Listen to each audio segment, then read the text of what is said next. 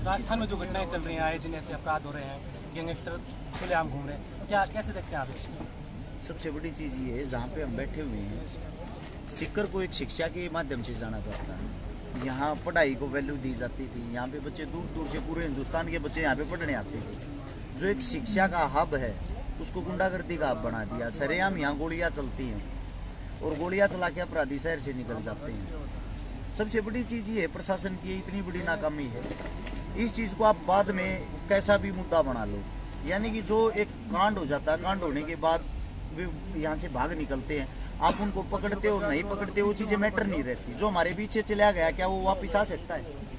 सबसे बड़ी नाकामी ये है, जिसके बच्चे हमारे पीछे चले जाते हैं, एक इतनी बड़ी घटना घट जाती है, उसके बाद आप उनको पकड़ो या उनको कितना बड़ा कुछ भी बनाओ सोशल मीडिया के माध्यम से, वो आप लोगों को दिखा रहे हैं कि क्रिमिनलों को, 5 जो भी क्रिमिनल थे उनको पकड़ लिया है, 24 घंटे के अंदर पकड़ लिया है। दोबारा से दिखाया जा रहा है कि राजस्थान पुलिस को ढेर सारी बधाई। बधाई किस बात की भाई? अब पकड़ने के बाद क्या वे जो हमारे इंसान हमारे पीछे चले गए, वे वापिस आ सकते हैं। बड़ी चीज़ ये है, आप कोई घटना घट जाती, उसी के बाद आपकी आंखें कैसे खुलती, उससे पहले क्यों नहीं खुलती? इन चीज़ों पर आप पहले ही काबू क्यों नहीं पाते? कोई घटना होने के बाद आपकी आंखें खुलती हैं। सबसे बड़ा सवाल है प्रशासन के ऊपर। उसके बाद अगर बात आती है जो सरकार की तरफ आप जब जाते हो, आप सरकार के पास जाके देखना, आप लोग बार बार उनका इंटरव्यू भी करते हो, वीडियो भी बनाते हो। सरकार जीव है पक्ष में विपक्ष में, वो उन पे लांछन लगा रहा है, वो उन पे लगा रहे, वो उनका जवाब दे रहे, वो उनका जवाब दे रहे। धरातल पे जमीनी स्तर पे काम करने में कोई ध्यान नहीं है। जब किसी का बेटा जाता है, वो बेटा अकेला नहीं जाता, वो अपने परिवार को लेके चला जाता है। एक बेटा ही परिवार का ऐसा हिस्सा होता है, वो जड़ होता है। उसके कारण जो पेड़ है ना, जो परिवार का पेड़ खड़ा, वो पूरा का पूरा पेड़ नष्ट हो जाता है। उसके बच्चे मिट्टी में मिल जाते हैं। उसके क्या होता है, हम इन परिवार वालों के साथ कब तक रहेंगे? जब तक 13वीं का पल्लड़ जो इनके घर पे बिछा हुआ है, तब तक हम इनके हमदर्द बने रहेंगे। उसके बाद सब आप अपने घर चले जाएंगे, नई घटना हो जाएगी, दोबारा से फिर वही काम। लेकिन एक बात सोच के देखो, जो 13वीं तक जब वो पल्लड़ उठ जाता है, यारे प्यारे रिश्तेदार सब आप अपने घर चले जाते हैं, उस परिवार को पालने वाला क्या वापिस आ जाएगा? फिर तो क्या हुआ, कभी साल 2 साल में हमारी मुलाकात होगी, हमने हालचाल पूछ लिया। इससे ज्यादा आज के जीवन में किसी के पास कोई समय नहीं है। दूसरी बात यह है, जो जितने भी मेरे स्टूडेंट साथी, पढ़ाई वाले, शिक्षा वाले, जो शिक्षा को बढ़ावा देते, उन साथियों से मैं एक बात कहना चाहता हूँ, आप यहाँ पे पढ़ने के लिए आते हो, अपना ध्यान पढ़ाई पे दोगे, आपके लिए काफी अच्छा रहेगा। आपके माता पिता आपको पढ़ाई के लिए भेजते हैं, उसी चीजों पे ध्यान दें। बाकी जो ये जितनी भी सोशल मीडिया पे नाप शनाप चीजें चलती हैं, उनकी तरफ अपना ध्यान दे के अपना और अपने परिवार का जीवन बर्बाद ना करें।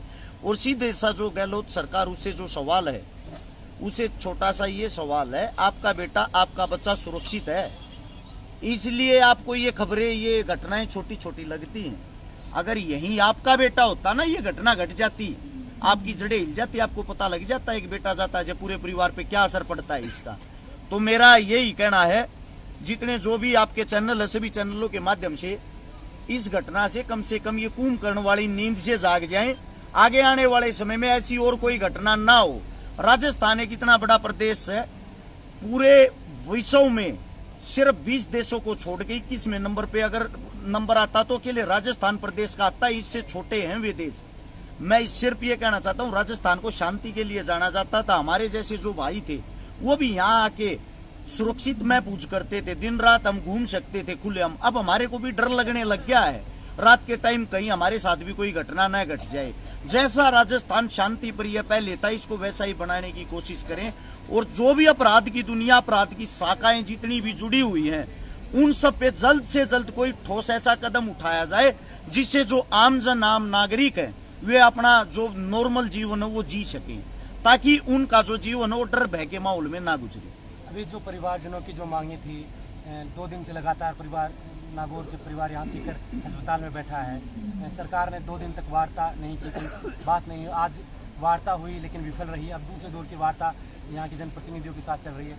कैसे देखते हैं कि सरकार के इस रवैये को आप कैसे देखते हैं? सरकार अपनी पीठ थपथपा रही है कि 5 आरोपी थे, उन्हें हम गिरफ्तार कर लिया, प्रेस कॉन्फ्रेंस करती है। लेकिन जो मुआवजे की बात आई थी, इस परिवार को न्याय दिलवाने की बात आई थी, वहाँ सरकार एक कदम पीछे अभी भी। कैसे देखते हैं? हमारे जो भी सम्मानित आदमी, हमारी तरफ से सम्मानित जो नेताजी हैं, वो वार्ता करने के लिए गए हैं। जब वो वापस आएंगे इस बारे में खुल के बात तभी कर सकते हैं, उनकी तरफ से क्या संदेश आता है, वार्ता सफल रहती है या वार्ता विफल रहती है, ये सवाल, ये जवाब उसी टाइम किए जा सकते हैं। हाल फिलहाल इनका कोई जवाब नहीं दे सकते क्योंकि अंदर मीटिंग चली हुई है। जैसे ही मीटिंग खत्म होगी, वार्ता लगभग 2-3 घंटे चली थी, लेकिन कोई नतीजा नहीं निकला। वो तो पता है, लेकिन हाल फिलहाल भी तो उसी चीज को लेके बैठे हुए हैं ना। नहीं, लोगों को सड़कों पे आना पड़ा, पहले अस्पताल में या धरने पे थे, अब सड़कों पे आके। देखो, मैं आपको एक बात बता देता हूँ, ये क्या करते हैं, जब कोई घटना घट जाती है ना, उस घटना को छोटे लेवल पे लेते हैं। ये खुद ये चाहते हैं कोई भी मर्डर हो, इनके लिए ये मर्डर है। ये नहीं देखते किसी परिवार का कोई लाल गया है। ये क्या करते हैं, उसको बड़ा हुआ बनाते हैं। यानी कि ये चीजें अगर वे सोच के देखो, हमारी मांगे वे परसों ही मान लेते, साथ के साथ मान लेते, आप वो बड़े लेवल का बने। जब वो बड़े लेवल का बनता है, वो छोटी सी चिंगारी जब आग बन जाती है, आप उस पे अपनी राजनीतिक रोटियां सेको, तब उस मामले का हल करो। कई लाख आदमी इकट्ठे हो जाएं, उन सब की उनको सहानुभूति भी तो जीतनी है ना। क्योंकि आगे अब 2023 में चुनाव आ गया, 8 महीने के बाद, 7 से 8 महीने के अंदर चुनाव आएगा।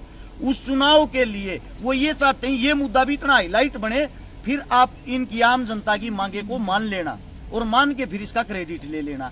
ये उनका पुराना धंधा है। पता नहीं आप लोग समझ पाए हो या नहीं समझ पाया। मैं हर रोज ये चीजें देखता हूँ। लगभग 124 आंदोलन कर चुका हूँ। लगभग 10 साल मेरे को घूमते हुए हो गए हैं। 10 साल में 3700 प्लस प्रोग्राम अटेंड किए हैं। मैंने हर रोज यही राजनीति, जैसे कोई शहीद हो जाता है, जब कहीं भी शहीद जब परिवार होता है, खुद ये गोलियां चलवाते हैं, खुद ये ड्रामे करते हैं, उस सीन को क्रिएट करके मीडिया के सामने बड़े लेवल पे लाके कि पाकिस्तान आपको मार देगा, चीन आपको मार देगा, और अपने चुनाव को आराम से निकाल लेते हैं। जैसे ही चुनाव खत्म होता है, ना वो पाकिस्तान हमारे से युद्ध करने को तैयार है, ना वो चीन। सेम ऐसे ही जब हमारा कोई लाल हमारे बीच से जाता है, ये उसके ऊपर खुद ये चाहते हैं कि अपनी राजनीतिक रोटी जब सेके, जब यहाँ पे पब्लिक की मात्रा बहुत ज्यादा हो, इनकी गैदरिंग हद से ज्यादा हो, फिर इसके ऊपर वे अपनी राजनीतिक रोटियां सेकने के लिए जो भी मांगे होती है उसको हाँ बोल देते हैं। आप लोगों की बातें मान ली, फिर उन्हीं के चूजे, उन्हीं के बच्चे हमारे बीच में आके उसी सरकार के जय जयकारे लगाने लग जाते हैं। सरकार ने अच्छा काम किया, कम से कम हमारी सुन तो ली।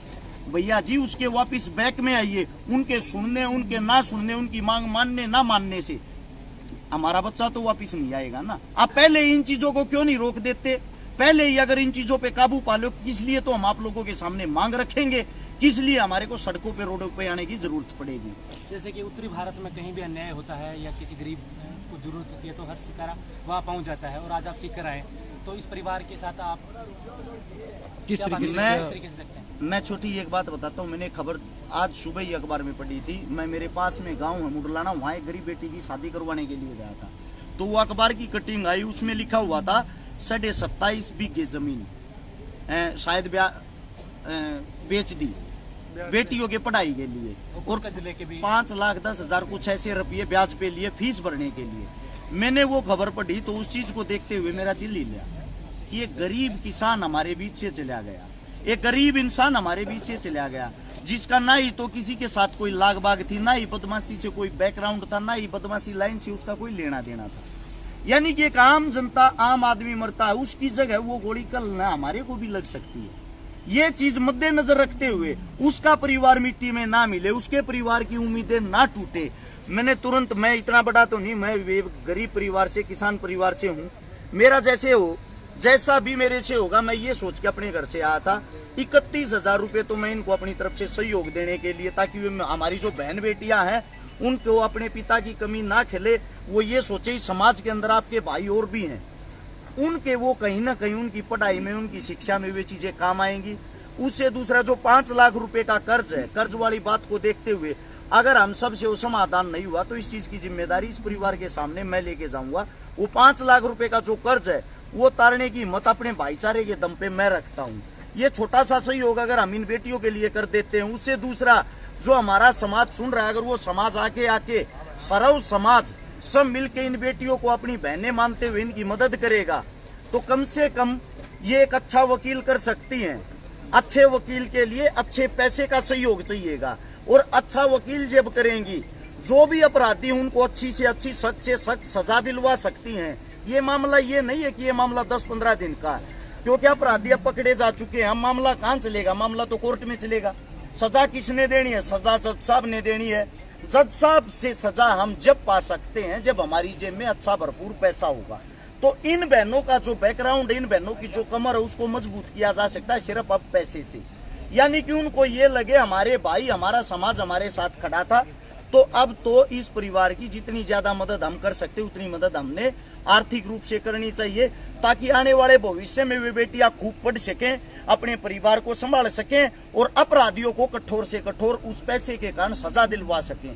अगर अब यह परिवार पैसे से भी टूट गया, सोच के देखना, जो इनका पेड़ था इनको छाए देने वाला, वो पेड़ तो गिर गया।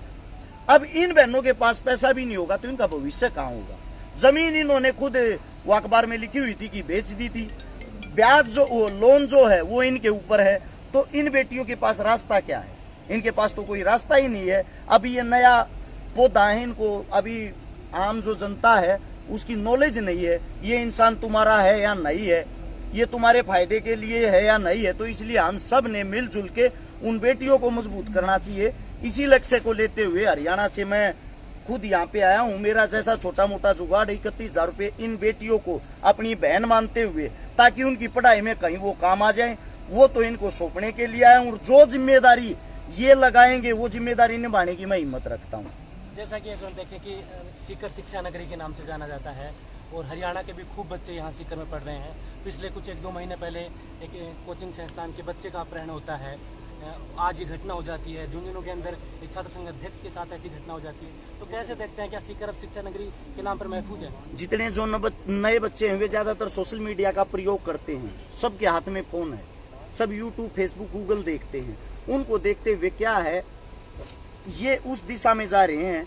उसमें देखते हैं हीरो नशा कर रहा है, हीरो गुंडागर्दी कर रहा है, हीरो सरेआम कोई क्राइम कर रहा है। ये उन चीज़ों को, उन हीरो को, उन बॉलीवुड स्टारों को, उन नकली हीरो को अपना आइडल मानते हुए अपनी लाइफ में वही काम करने की सोचते हैं। जब ये घर से यहाँ पे हॉस्टल के नाम के पढ़ने के लिए आते हैं तो ये अपने मन की करने की सोचते हैं। यानी कि इनको आज तो वे चमक धमक की जिंदगी अच्छी लगती है, लेकिन इन लोगों को ये नहीं पता आने वाले भविष्य में आप अपने परिवार को भी खा जाओगे, अपने जीवन को भी खा जाओगे और वापिस उस रास्ते पे नहीं जा पाओगे जो आपका रियल रास्ता है।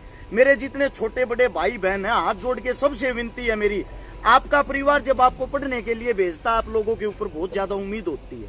कम से कम अपने परिवार की उम्मीदें ना तोड़े। अगर आप कोई भी गलत कदम उठाते, गलत कार्य करते, उससे पहले एक बार ये जरूर सोच ले, आपकी भी बहन, आपकी भी बेटी है, आपकी भी माँ, आपका भी बाप आपके घर पे आपका इंतजार कर रहा है।